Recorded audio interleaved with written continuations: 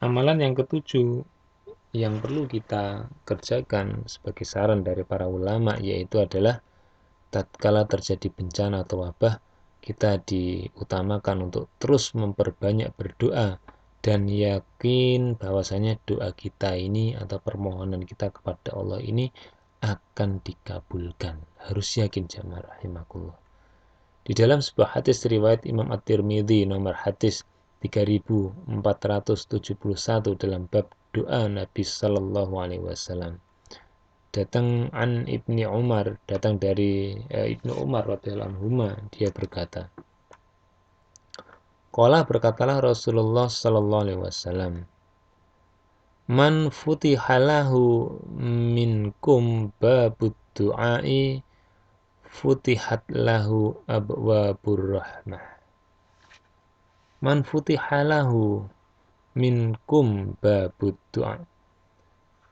Barang siapa baik dia laki-laki maupun perempuan yang bukakan lahu baginya di antara mereka ini, yaitu pintu doa, maka dibukakan lahu baginya oleh Allah juga pintu rahmat.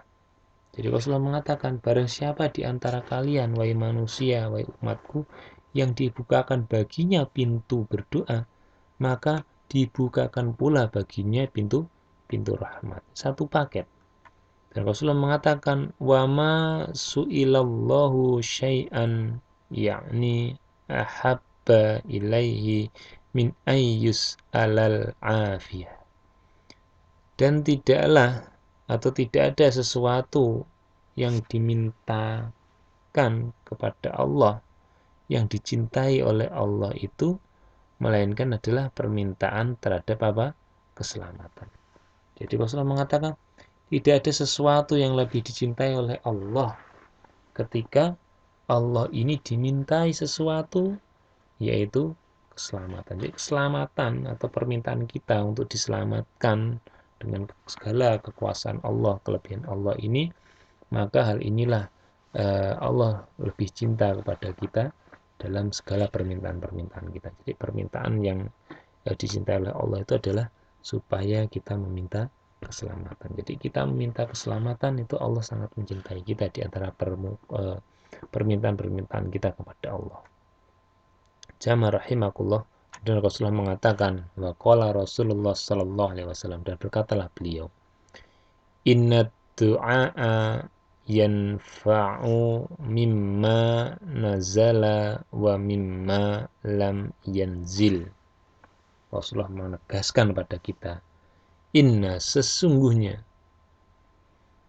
doa itu yanfa'u memberi manfaat.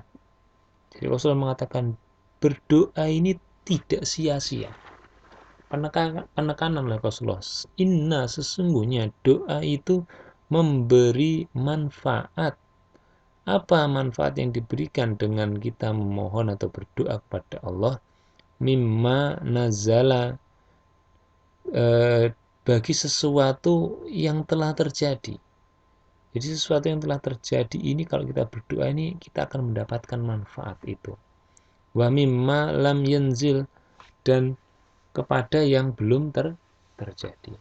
Jadi kita belum mendapatkan sesuatu atau kita menginginkan sesuatu yang belum ada, itu dengan jalan kita melakukan permintaan kepada Allah itu akan mendatangkan manfaat.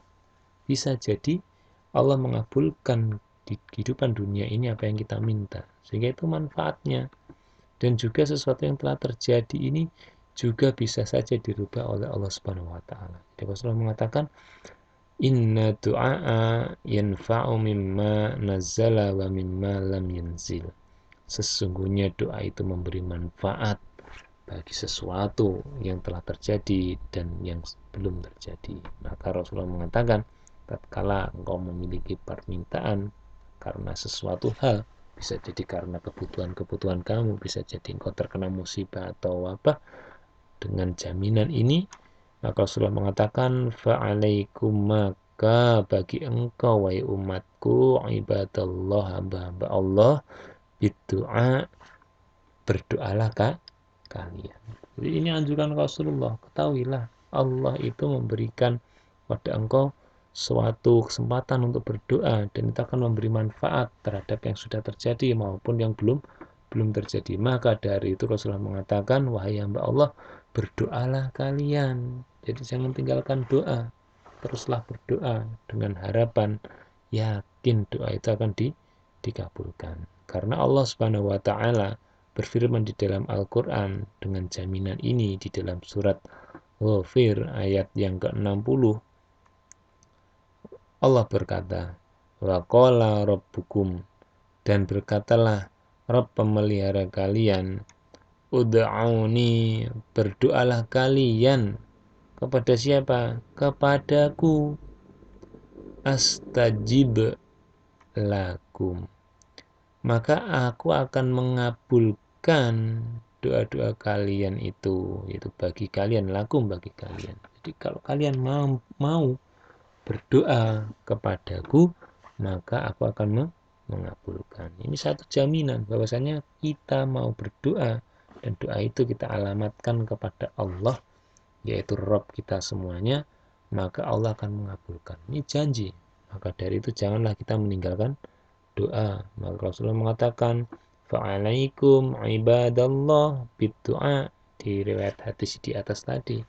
Karena tidak lain Allah telah menjanjikan ini. Begitu pula di dalam surat yang lain Allah Subhanahu wa taala juga berfirman di surat Al-Baqarah surat kedua nomor ayat 186.